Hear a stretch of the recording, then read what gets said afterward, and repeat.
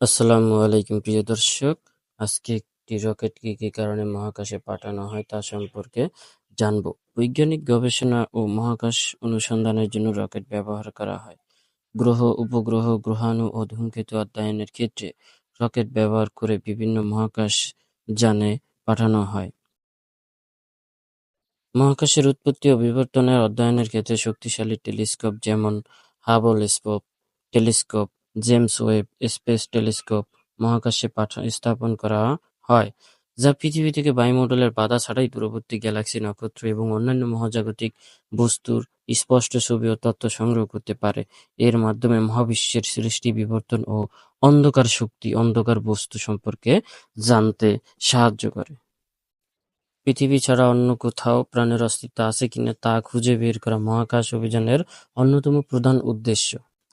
Rocket হলো তথ্য ও যোগাযোগ প্রযুক্তির একটি যুগান্তকারী আবিষ্কার। রকেট ব্যবহার করে যোগাযোগ উপগ্রহ মহাকাশে পাঠানো হয়, যা বিশ্বজুড়ে ফোন, ইন্টারনেট, টেলিভিশন সম্প্রচার এবং রেডিও যোগাযোগের জন্য অত্যন্ত গুরুত্বপূর্ণ বিবেচিত হয়। এছাড়াও এই উপগ্রহগুলো পৃথিবীর আবহাওয়া, জলবায়ু, প্রাকৃতিক দুর্যোগ যেমন ঘূর্ণিঝড়, বন্যা, ভূমিকম্প, বন উজাড়, সমুদ্রপৃষ্ঠের উচ্চতা বৃদ্ধি এবং পরিবেশগত পরিবর্তনের পর্যবেক্ষণ করে। এই তথ্যগুলো আবহাওয়ার পূর্বাভাস, দুর্যোগ ব্যবস্থাপনা ও জলবায়ু গবেষণার ক্ষেত্রে অপরিহার্য। প্রতিটি মহাকাশ অভিযানেই নতুন নতুন প্রযুক্তির উদ্ভাবন ও পরীক্ষা-নিরীক্ষার সুযোগ করে দেয়।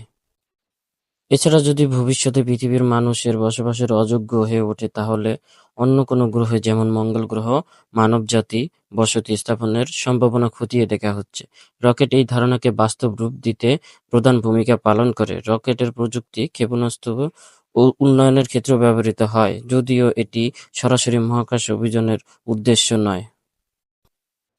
পরিশেষে আমরা বলতে পারি যে রকেট পাঠানো শুধুমাত্র মহাকাশ ভ্রমণের জন্য নয়, বরং মানবজাতির জ্ঞান বৃদ্ধি, প্রযুক্তিগত অগ্রগতি, পৃথিবীর সুরক্ষা এবং ভবিষ্যতের জন্য নতুন দিগন্ত উন্মোচনের এক বিশাল প্রচেষ্টা।